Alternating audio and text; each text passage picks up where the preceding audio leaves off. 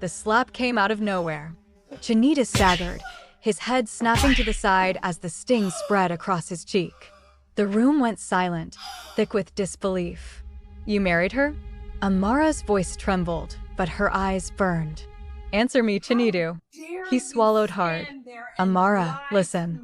Don't say my name, she snapped, stepping back as if he disgusted her. You stood before another woman and called yourself her husband? His hands shook. It's not what you think. My mother, she cut in sharply. So she now decides who you marry? From the corner, his mother cleared her throat and stepped forward, her expression cold and firm. She didn't give you a son, she said. A man must secure his legacy. Amara let out a hollow laugh. So I became useless overnight? Chinedu reached for her. No, you're not useless, please, just calm down. She jerked away.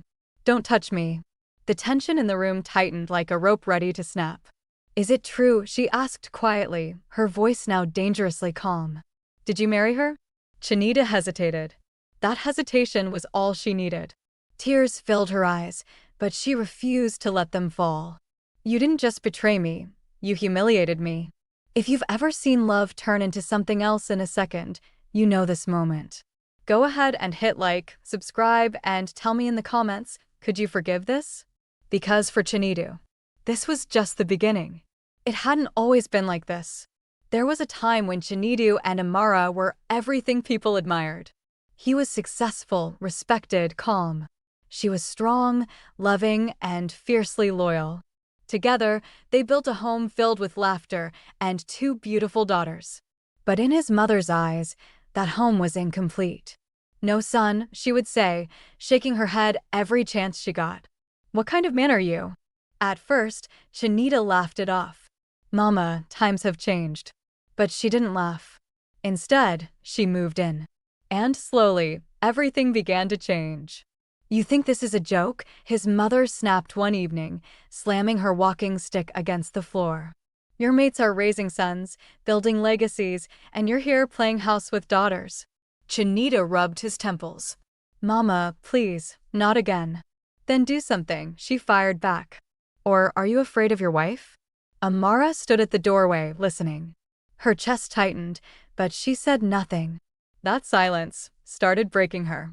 Days turned into weeks, and the pressure didn't stop. It grew louder, sharper, more public.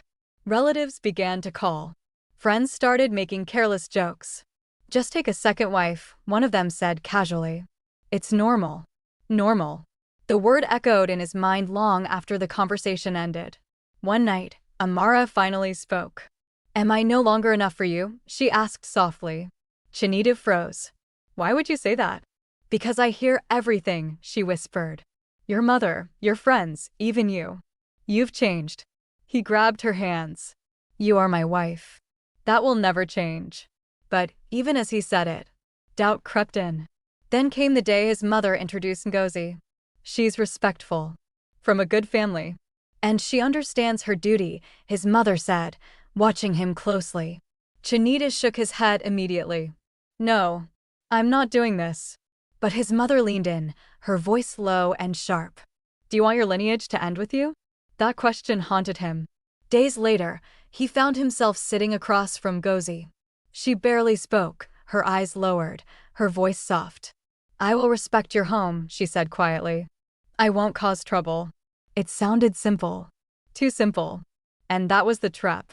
Because one weak moment was all it took. Yes, Chinedu said finally, his voice heavy. And just like that, he crossed the line he could never come back from. The wedding was quiet, rushed, hidden. But secrets never stay buried. Because the truth always finds a way out. And when it did, it didn't knock. It crashed through the door, trembling violently. The picture was clear. Too clear. Chinedu, smiling beside another woman, dressed in full wedding attire. Her breath caught in her throat. No, this can't be real. But it was. And when he walked into the house that evening, she was waiting. You lied to me, she said, her voice flat. Chinedu froze. Amara, don't. She held up the phone. Explain this. Silence. Then panic.